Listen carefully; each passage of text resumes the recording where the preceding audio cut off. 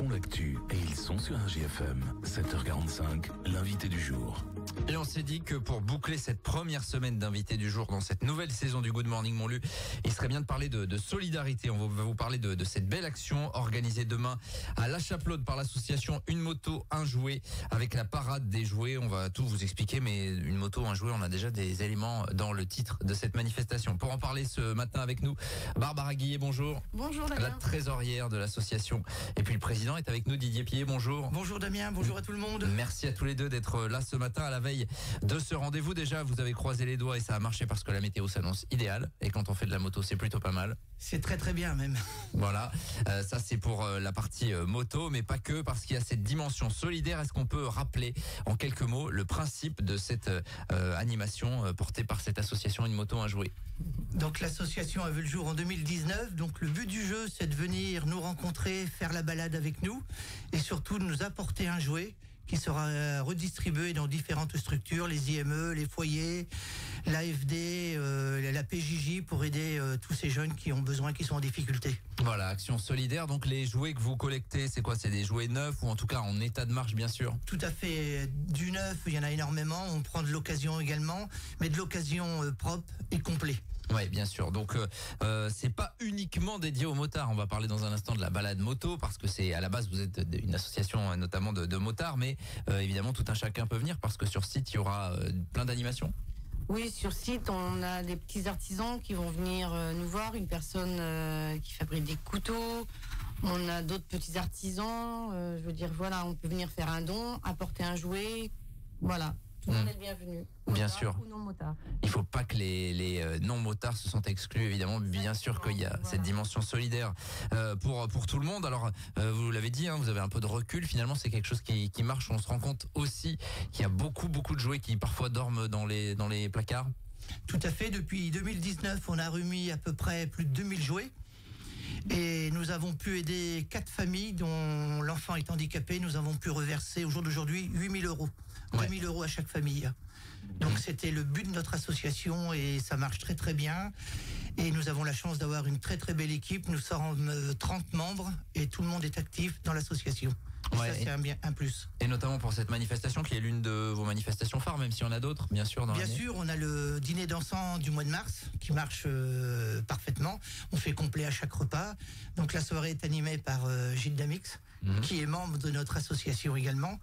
Mais c'est vrai que ces deux manifestations-là marchent très très bien et on est connu de plus en plus et beaucoup de gens viennent nous voir régulièrement pour nous apporter des jouets, même en dehors de la parade des jouets. Ouais, bien sûr, vous êtes un peu réputé pour ça finalement aujourd'hui, avec également cette dimension solidaire d'aider des familles dont les enfants sont malades, en plus finalement de cette parade des jouets.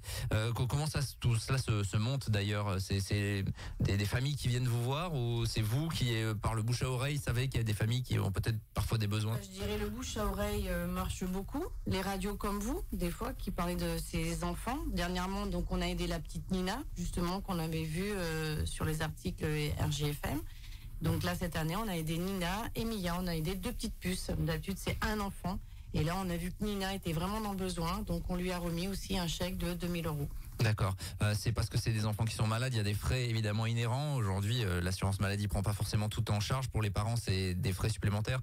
C'est dans ce cadre-là que vous intervenez en fait. Tout à fait, oui. Et puis il faut savoir quand même que ils sont pas tellement aidés, malheureusement. Hein.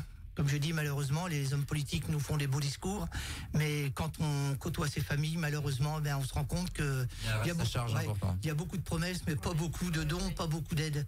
Donc l'association, avec nos petits moyens, on vient les aider et on prend contact avec les familles tout au long de l'année pour avoir des nouvelles, pour voir l'évolution de ces enfants. Ouais, il y a un suivi, hein. C'est pas uniquement on donne un chèque et puis on s'en va. Évidemment, il y a un suivi et il y a, j'imagine, des relations qui se créent également avec les parents. Je vois la famille de Thomas. Cette année, nous avons fait une journée cohésion Opale.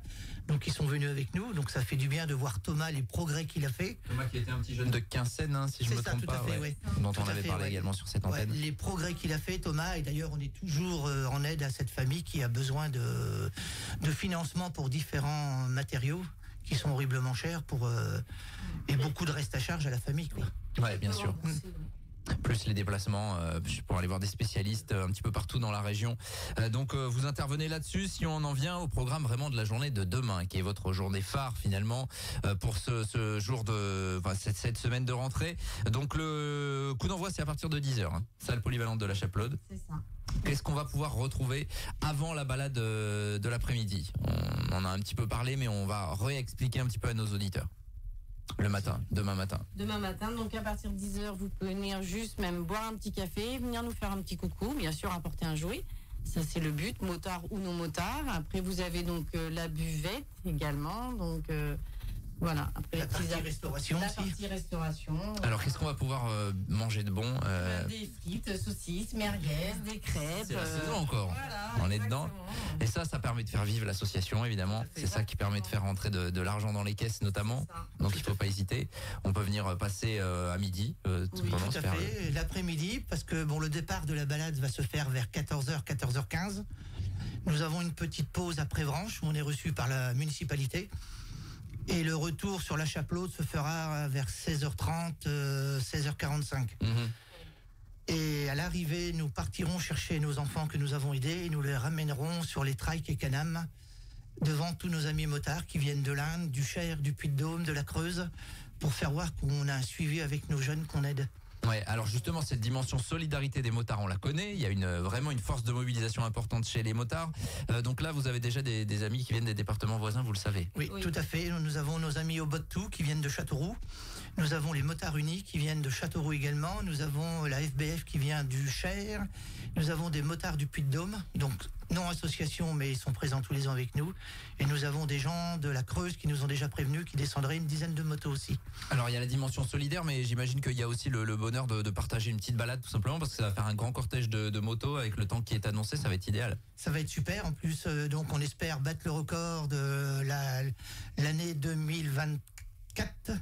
Nous avons fait 100 motos, on aimerait bien faire plus. Et puis surtout, plus de motos, plus de jouets, plus de sourires aux enfants quand on arrive avec les jouets. Ouais, parce que les motards, ils arrivent avec des jouets, j'imagine. Tout à fait, oui. Que vous récupérez, donc que vous condensez tout cela. La balade, ça va aller vers où finalement? C'est quoi le Alors, parcours? on va prendre la direction de Chasmé, après la direction Saint-Désiré-Védin, Culan, Sidiaille, Prévranges.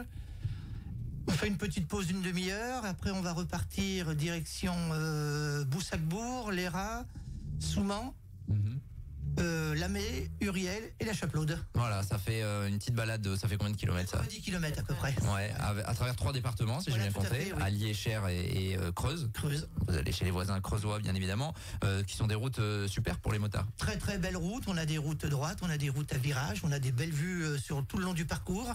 Et à savoir que notre balade est déclarée évidemment dans les 3 préfectures. Où on s'est couvert quand même, parce que malheureusement, un accident est vite arrivé. Ouais, bien sûr. Ça va faire un cortège de plusieurs centaines de mètres, ça peut-être. Ah oui, ça va faire un petit kilomètre de cortège, je pense. Donc soyez pas surpris. Voilà, si demain sur la route, sur les routes qu'on vient d'évoquer, vous croisez des motards, vous dites j'ai entendu sur RJFM, c'est les motards solidaires et ils vont apporter des jouets. Donc retour ensuite en fin d'après-midi avec là cette dimension de partage et puis le regroupement de tous les jouets, j'imagine. Tout à fait, oui, les jouets seront regroupés à l'intérieur de la salle des fêtes. Et puis je vous dis, on ira chercher nos 3 petits bouts qui vont être avec nous. Et comme ça, ils feront connaissance un peu du monde motard. Et puis ils verront un petit peu la solidarité qu'on peut avoir entre associations, clubs et amis motards. Voilà, ça va se terminer vers quelle heure ensuite tout cela? 18h30, 19h. Ouais. Voilà, la buvette sera encore ouverte. Voilà, tout à fait. On peut aller boire un coup. Bien évidemment, c'est aussi ça qui fait vivre l'association. Ça, c'est le grand rendez-vous. Donc, on invite tout un chacun. Si vous avez des jouets en état de marche, bien évidemment, à venir apporter tout ça à partir de 10h demain à la salle polyvalente de la Chapelaude. Il y a d'autres choses à venir donc dans les prochains mois. Ensuite, la prochaine grande manifestation sera dans quelques mois. Distribution après dans les différentes structures. Ça sera. Est-ce que c'est à l'approche de Noël? C'est pour à ça que vous l'approche faites de Noël, oui. On bien sûr. essaye, évidemment. On va faire quelques Pères Noël aussi dans différentes structures, dans des écoles. Donc ça, on est très demandé pour emmener le Père Noël qui distribue les bonbons et puis les cadeaux qui sont offerts. Et puis après, on va préparer notre dîner dansant l'année prochaine. Et l'année prochaine, on a un projet qui après mûrir et qui sera toute une journée sur un dimanche et on a pré-travaillé dessus. On viendra vous voir pour vous expliquer tout ça. Allez, le rendez-vous est pris. En attendant, il y a un record de jouets à battre. Ça, c'est à faire pour la journée de demain à partir de 10h, donc à la salle polyvalente de la Chapelaude. Le départ à 14h pour les motards, donc pour cette balade d'environ 2h30. Et puis le retour avec ce moment de partage, c'est une belle initiative qu'on voulait relayer ce matin, organisée par l'association Une Moto, Un Jouet. On vous souhaite évidemment plein de réussites et plein de jouets collectés pour ces enfants.